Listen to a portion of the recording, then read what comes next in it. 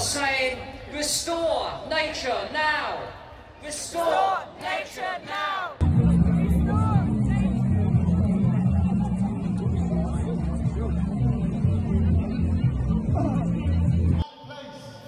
That always welcomed me with a warm embrace, and that one place was the forest. It was nature. You may have seen the Trooping of the Colour. The royal family on the balcony, and they had the red arrows as a fly past. But we've just had peregrine falcons. Yeah. You can keep your red arrows. We've got the fastest animals on the planet ever.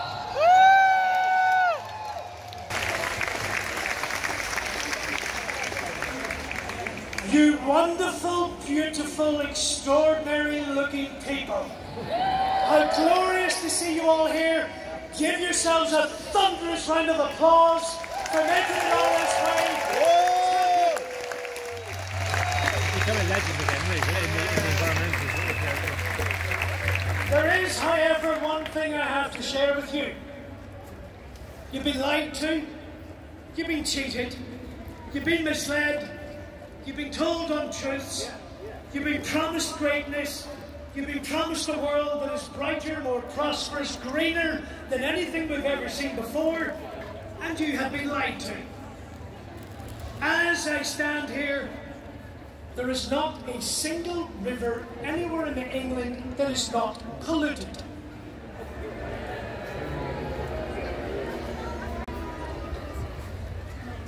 And one of the largest sources of that pollution is the water industry. They have bled our chalk streams dry, they have filled the remains with sewage, and along the way have pocketed £72 billion of your cash, your money, that is now residing in a bank account somewhere offshore on an atoll in the middle of the tropics. They have paid all stops on July the 4th. Get out there, give them hell, make your voice heard. Let's change this country. My name is Fergus Sharkey. May your God go with you.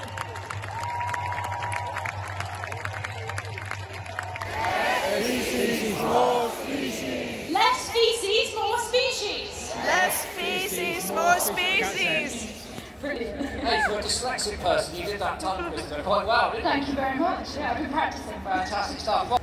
Well, I, along with my colleagues in the amazing Weird Action Group, we won a massive court victory in the Supreme Court just there this week. We won a fight that we've been fighting for 5 years. Well, more than 5 years, but 5 years through the courts against a little oil site in Surrey, that Surrey County Council gave planning permission to build 4 more oil wells and to produce oil for 20 years, yes, in a climate emergency. We thought this was wrong because they hadn't looked at the emissions that would result from the burning of the oil when they gave permission for the drilling of the wells. So we went to court initially thinking we'd just get this planning permission for this one little site turned down, but it soon became apparent that we could actually tackle the whole planning system for oil and gas. And our win this week means that as from now, anybody who wants to drill an oil well, dig a coal mine, get gas out of the ground, they have to do a proper environmental impact assessment that takes account of the emissions of that fuel when it's burned.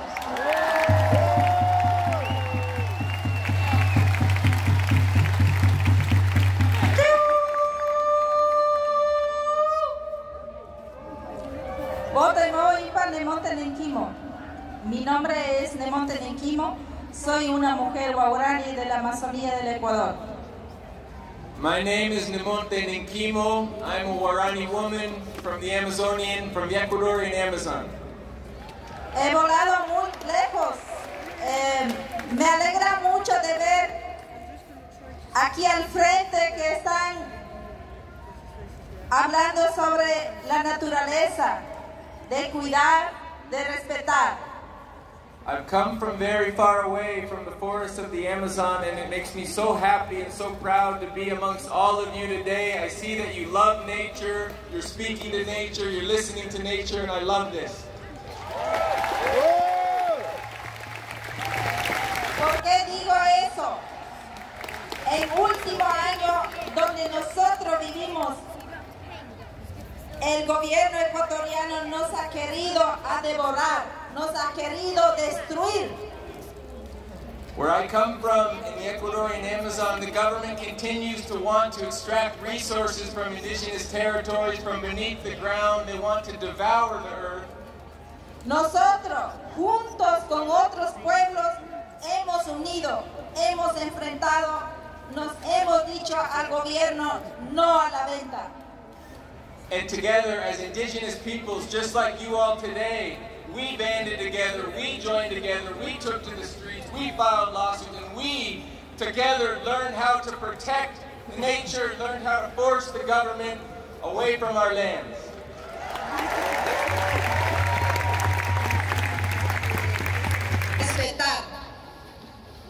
And I've come from the Amazon, and I've heard a lot about the climate crisis, about climate change, and what I want to say to everybody here is that as indigenous peoples, we're listening to Mother Nature, and for us, climate change is Mother Earth tears. Climate change is Mother Earth crying. Climate change is the language of Mother Earth trying to communicate to us, and as indigenous peoples, we're listening. We all need to listen to Mother Earth, and that's the only way that we will be able to learn to live with her and respect her. So thank you.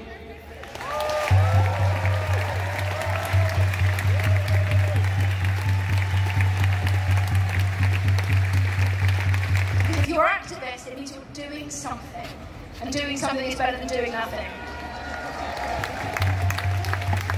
We know that nature's in crisis, and we know that we're one of the worst nature-depleted countries in the world.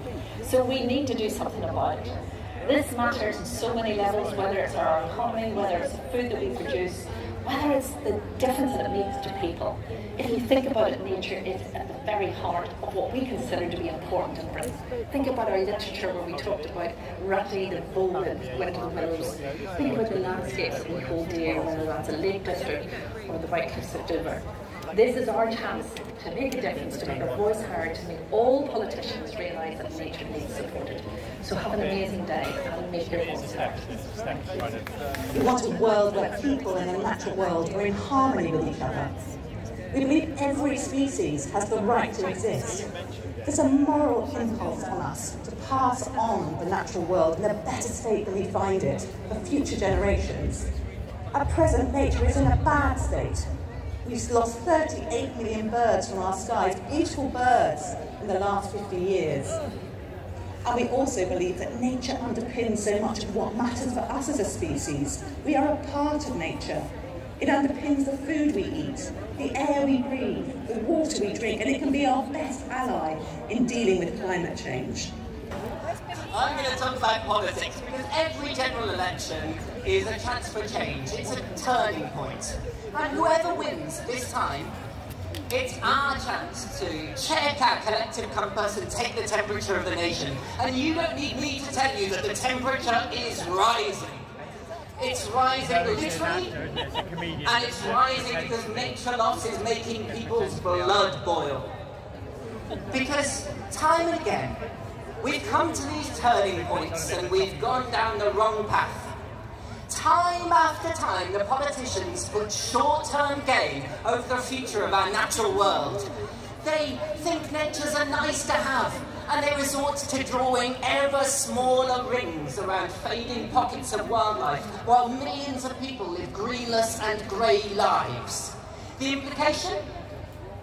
You don't need me to recite the list of doom, 1 in 6 species at risk of extinction, not a single water body in good condition, tens of thousands of lives cut short every year by pollution. But friends, even when the going gets tough, we are not powerless. We have the power of science on our side. So it's hats off to the ornithologists, the mycologists, the botanists, the chiropterologists, who get out every day, whatever the weather.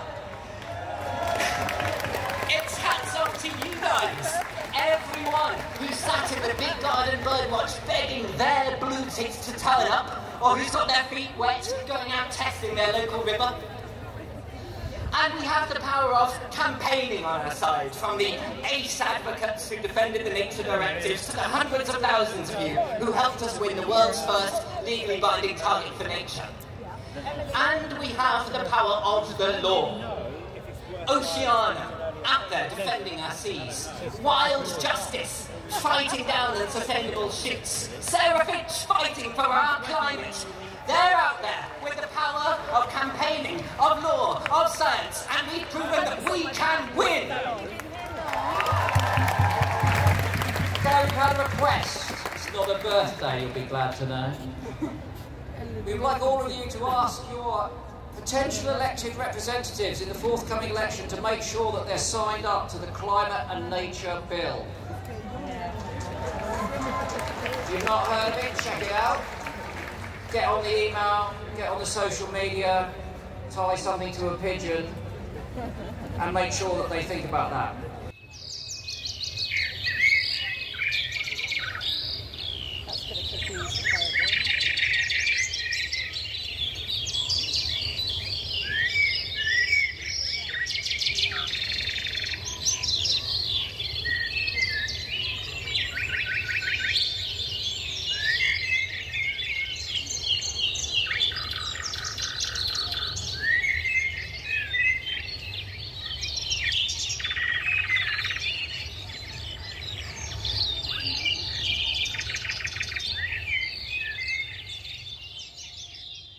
Now is the summer of our discontent, because we have a nightmare.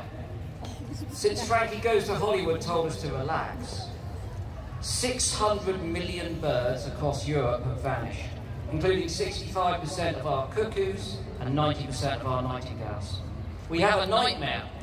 Since the Sex Pistols pointed out it was anarchy in the UK, 80% of our butterflies have gone. 19% of our wildlife has been destroyed, and 1 in 6 species are now in danger of extinction. We have a nightmare. Our rivers may be full of sewage, but agriculture is the #1 source of river pollution in the UK, and also responsible for 35% of our greenhouse gas emissions. And the state of nature reports are unambiguous. It's principally farming policies and practices that are driving declines in insects and birds. We have a nightmare. Over 1 billion animals are confined in factory farms in the UK, and the number of intensive factory farms is on the rise. Since 2016, there's been a 20% increase of industrial pig and poultry units. Factory farming is the single biggest cause of animal cruelty on the planet.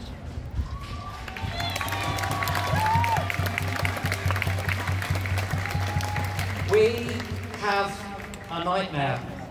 Foxes are still ripped to pieces for fun by entitled savages, and at the cost of £60 million of our money, we've exterminated 230,000 badgers in an inhumane, unethical and wholly ineffective cull. That's half the UK badger population. It's tragic. We have a nightmare. It's estimated that 1.7 million animals are trapped in snares every year in the UK. Almost a third of satellite-tracked golden eagles have died in suspicious circumstances. And woodcock, snipe, golden plover and pochard are still legally shot, despite being in serious decline. It's madness. We have a nightmare. 92% of our marine protected areas are not protected from destructive fishing. And last year, these so-called marine nature reserves were subjected to 100,000 hours of industrial fishing and 33,000 hours of bottom trawling. They are not protected. They are being trashed.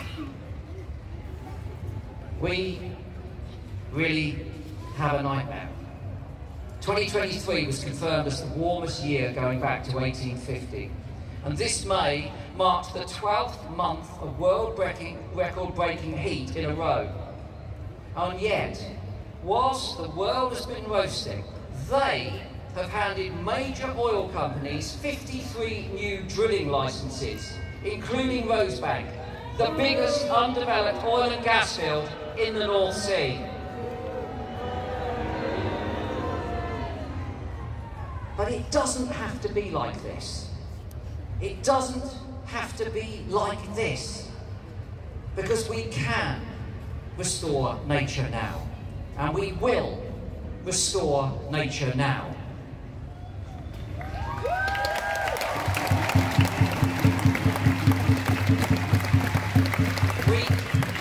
We have the tools, we have the technologies, we've tried and tested the solutions and they work. So let's make them work.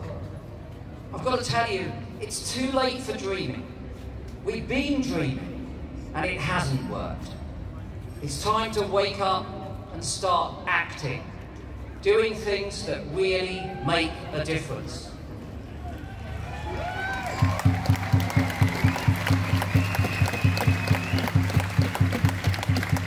Because there is no longer a choice. The simple truth is, this is our last stand for nature. Now is the time to stand up and start fighting for all of the life that we love so much. That's not just me and us and them. It's every one of you. Because you can make the difference. You must make the difference. You will make the difference. Now is the time to finally find the courage for the biggest battles, not the easy wins. Another dormouse reintroduction won't save biodiversity, but radically reformed, sustainable farming, fishing and forestry policies will. So let's bang on that door until we get them.